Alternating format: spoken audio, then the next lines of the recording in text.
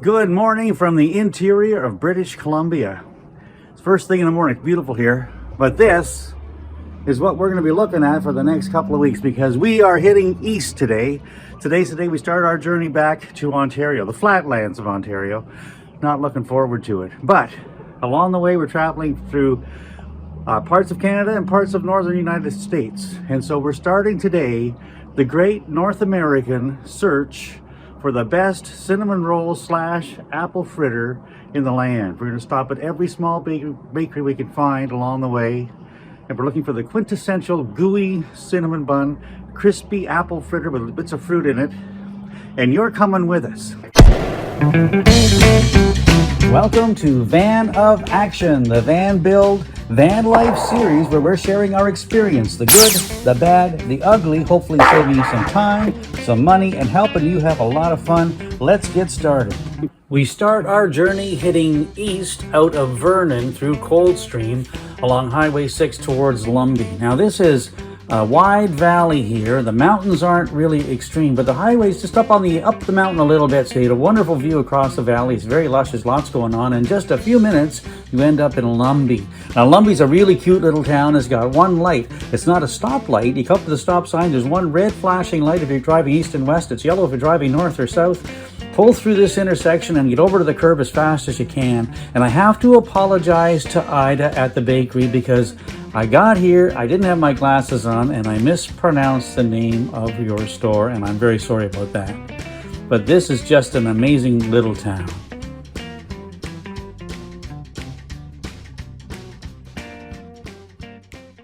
The first stop of our epic North American search for the best cinnamon bun / apple fritter, I gotta do something about the title, is in Lumbee, British Columbia, at the Edo's Bakery and Deli. I'm not sure they're going to let me film inside, so let's just go in and they'll talk to you soon. Only one cinnamon? No, you don't. It's sold now. Okay. I'll take that one for sure. Tell me, it's a video. Tell me what it is. Apple fritters from Ida's Bakery. Oh, I see. So here we are. We just left the bakery. We got an apple fritter and a cinnamon bun, which is just a bonus. I'm not expecting to find both at every stop, and that's why we're doing both. I should be critiquing this, but I'm really hungry. So all I'm going to say is it looks great, color's good, and I'll give you a report after I eat it. Onward. And once again, apologies to Ida at Ida's Bakery. Lumbee is a cute little town. You leave it heading east and there's not much to it there. And as you move further east along Highway 6, the valley starts to narrow and then you come into the mountains. And these are the Monashee mountain range that we have to go over.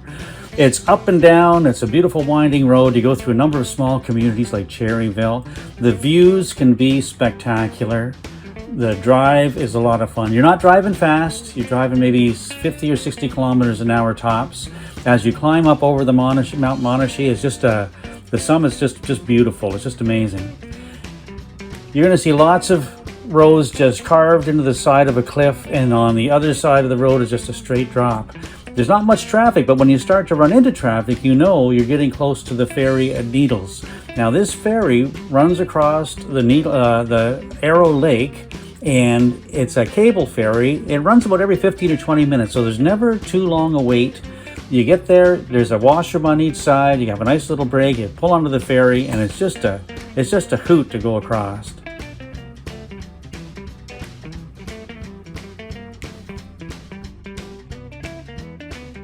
Now the first taste test is happening here from Ida's Bakery in Lumbee, British Columbia.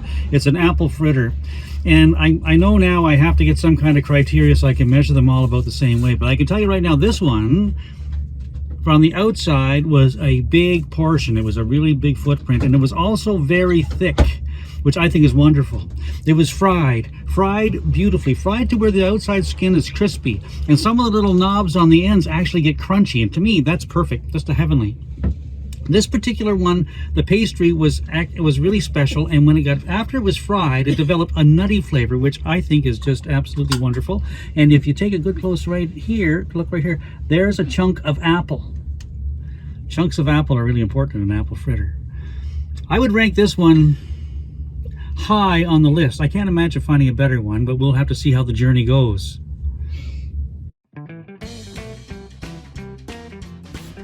Leaving the ferry, the road bends to the north along Arrow Lake towards Nakusp.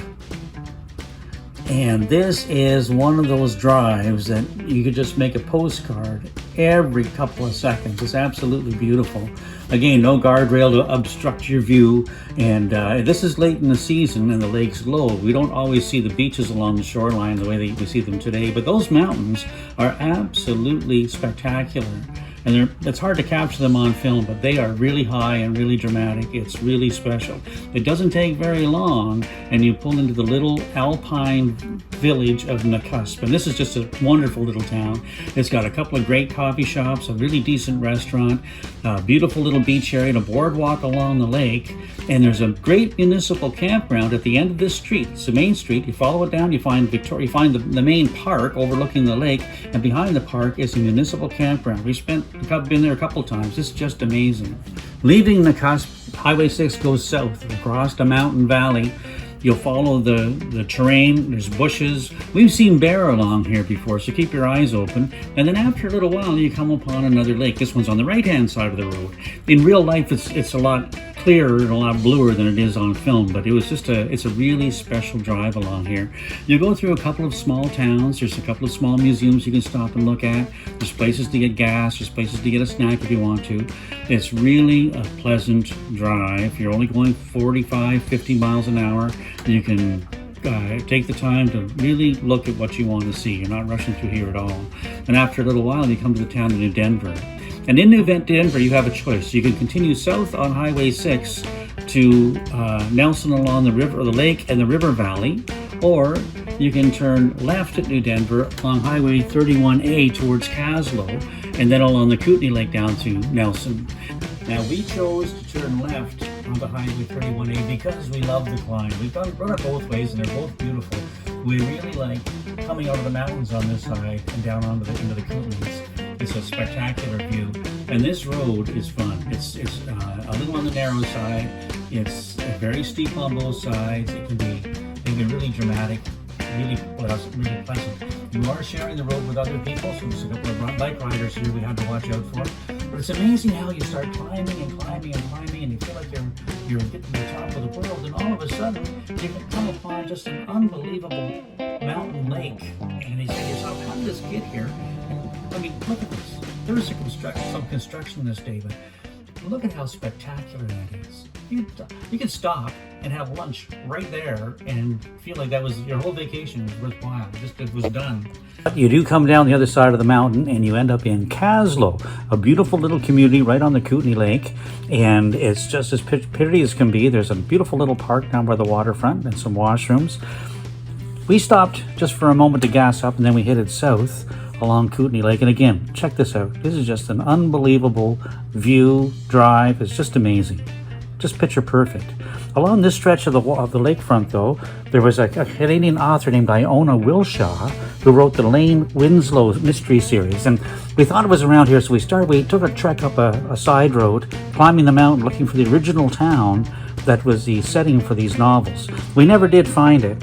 But we did find, out in the middle of nowhere, a little lending library, made a deposit, took a withdrawal, kind of cool, and then headed back down to the highway and south again towards Nelson. Here the lake comes into what they call an arm, and it narrows and narrows and narrows. You drive along the side of about 10 miles, and it looks like it's almost a river, and you end up in the Nelson Community Campground. It's a beautiful campground, and from the campground itself, it's an easy walk to the waterfront and the downtown.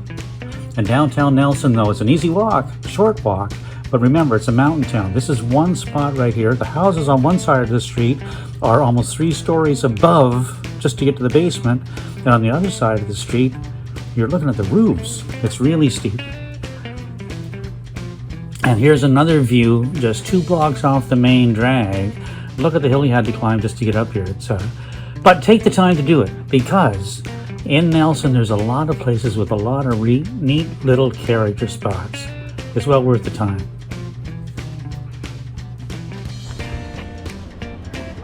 We are downtown Nelson, on a Tuesday morning, and we're going into the Kootenai Bakery, and it happens to be on Baker Street, which is really a good omen, I think.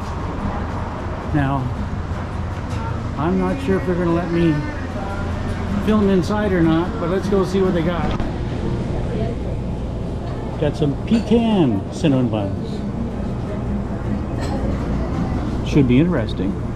And we're in Nelson. We're going to spend a couple of days here because we like it so much. The drive from Vernon to Nelson is a very easy day's drive. You'll have time for stops along the way, time to look at some things. You won't be able to see it all, but you'll be able to see a bunch. But if it's your first time doing this drive, plan an extra day and spend it at the campground in Nakusp, the municipal campground. You can walk downtown, walk to the waterfront, and Nakusp is a beautiful little town too.